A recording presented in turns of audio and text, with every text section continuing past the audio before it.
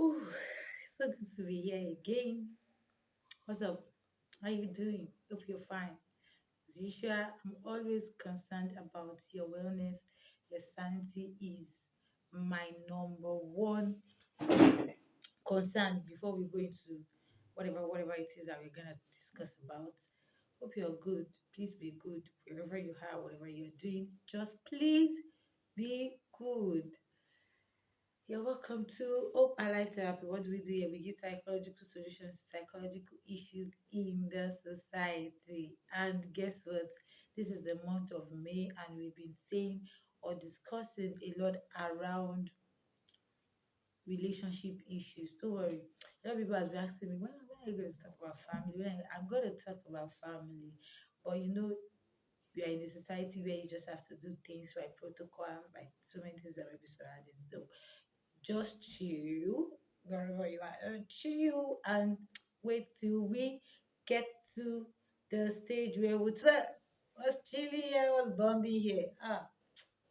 The person that put me in this chair is don't let me talk. Let me not talk at all. Okay, we've been talking about relationship matters of recent, and in fact, I did a survey on my WhatsApp, and it was really a wonderful one. I really enjoyed it. And the question I asked was, I said, would you tell your spouse, your boyfriend, your fiancé, your babe, everything about your past? That was what I said. And I got different psychological questions and answers. I mean, it was really fun because I got so many answers, and those answers only brought me to an understanding of our psychological ideology in everything we do, majorly in relationship aspect. So now, in my previous video, I said something around you getting to know whosoever it is you are attracted to, which is very profound.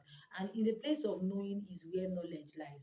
One thing about life is that what you don't know, what you're ignorant about, you don't act on it. It is actually what you know when you're informed about something that makes you be like, okay, I think I have an understanding about this. I think I know where this is coming from.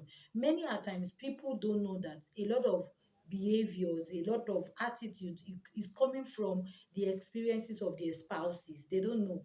They have experiences, they have ideology of life, things have taught them, surroundings have taught them, people have taught them so many things, and that has actually brought them to that place of learning and unlearning so many things, and that will actually determines how much they do in a relationship, how selfless they become in a relationship, and so many things that surround the relationship. So it is very important that you get to know whosoever it is that you want to be in a relationship with.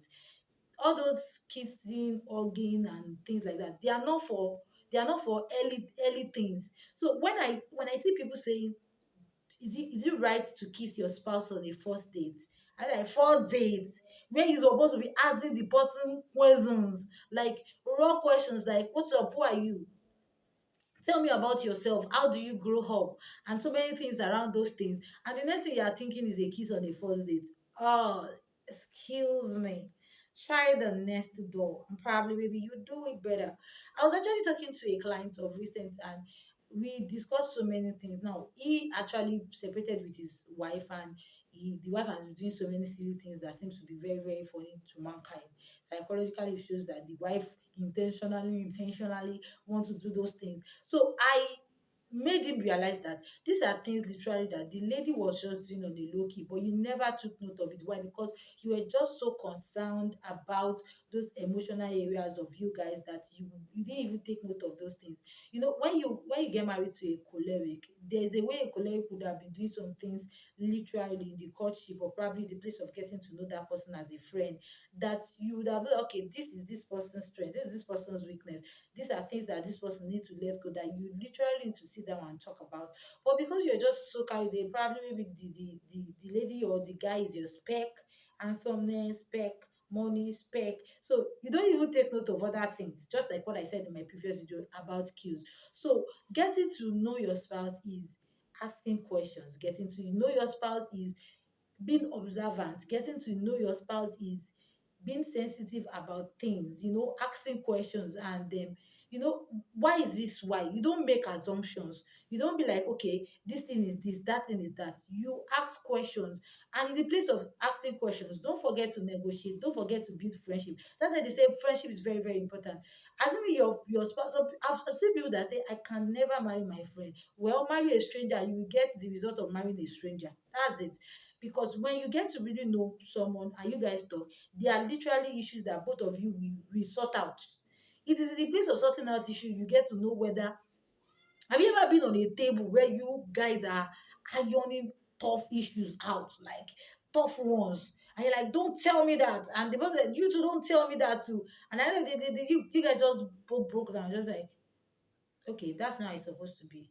Let's give ourselves some sense. Now that's where you know that you people are real. Like that's where you know that you are friends. Have you been in friendship with someone and you guys really have to like adjust some things, adapt to some things, and really reveal some things towards each other about each other's personality? Now that is the core personality of friendship. That's the core values of friendship, rather. So when you get to know the person you want to probably spend the rest of your life, you'll probably spend a minute of your life, you'll probably spend a temporary of your life with. The most important thing is put knowledge first, put knowing that person first. Get to know that person. In place of getting to know that person, you know the things that suit the person, you know the person's personality and things you should not know about the person. So you get to know if you truly want to settle down with a person when you have a knowledge of who the person is. Now, I'm not saying you will have 100% knowledge of who the person is, because there's this saying that, hey, you cannot know a person finish. Yes, how will you know a person finish? Even a woman is a book that you are reading for the rest of your life. So how do you want to know a person finish? Nobody knows anybody finish. And it's not, this psychological fact is not just about a woman thing. Like you just say a woman is not something you know in a day. You continue to know a man. No, even a man, you can't know a man finish. Let's be sincere here. Like you continue to know, psychologically people change, environment change people, money change people, so many things changes people.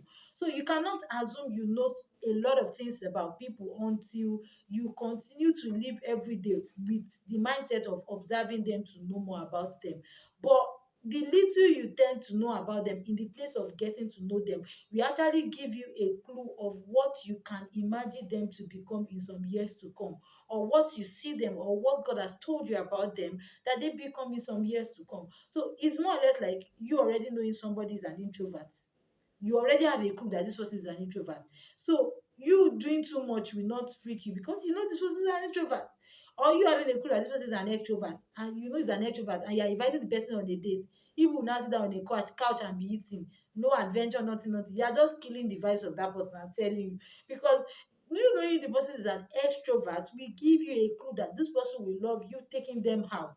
They will love you having nice time with them. So that is the place of knowledge. And you cannot overemphasize the place of getting to know your spouse or your friend. You can't overemphasize it.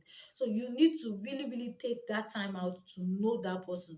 You need to be observant in the place of knowing. You need to be sensitive in the place of knowing. You need to see how the person manage angers in the place of knowing. So many things happen in the place of knowing. Prince Fowe was saying something of recent on an Instagram live with Mama Funke Felix Adejumo. He was talking about how he actually grew up a fast eater. Like he lost eating so fast, very fast. And he entered married like that. And the people were like, guy, they don't eat like this in my place. There's a way you educationally eat. You get what I'm saying? Now we have people like that. It's in the place of knowing. She already knows it, and she was able. And another thing about the place of knowing is we must be open to change. If you want to become better with whatsoever friends or whatsoever spouse you want, you must be open to change. If you're not open to change, there's gonna be issues, because it is actually being open to change that brings spice up, that brings differences up, that brings getting better up, that brings so many things up. But when you're a rigid person and you're just so egoistical, you're not aligned your super ego to have a way in your psychological being and helping your romantic life romantic, there's gonna be issues. You got to be open to change. Now, the earlier you start opening yourself to flexibility, to be open to change, the easier it is for you when you finally find the person you want to spend the rest of your life with. I mean, so it is very, very good that you begin to discover that you need knowledge, Second, you need to be open to change. And most importantly, you need to be willing to grow. Everybody has to grow. Even one couple that married now, they cannot remain the same forever. No, we all learn to oh, grow. We just look for things that can spice up things. We do things that can help us to become better. Probably we have been doing it a certain way before. Fine, it's cool, but we just need to do it in a better way. We need to be open to that. Somebody asked me something that someone said something that I can't tell my spouse everything about my past. Now, let me emphasize on that. You're not telling your spouse everything about your past because you don't know your spouse. You don't know the capacity of your spouse. Now, there are some things that you tell your spouse when you know that this thing is actually dangerous to, probably when you get married to your spouse. You need to open up and tell your spouse. Now, if your spouse hears and is not staying, then the spouse doesn't love you, because love is not just about things that are rosy and this thing. It has to do with your ability to stay with people even in the place of things that are not okay. Now, if that thing is not really something that is necessary, that you know is not going to affect your relationship, if you see the capacity of your spouse, probably your spouse is not the kind of person that have the maturity to attend to issues, or to keep issues, or to give good reactions to issues, and you know it is not necessary. Listen again, you know it is not necessary. Fine, you can skip it, you may not talk about it.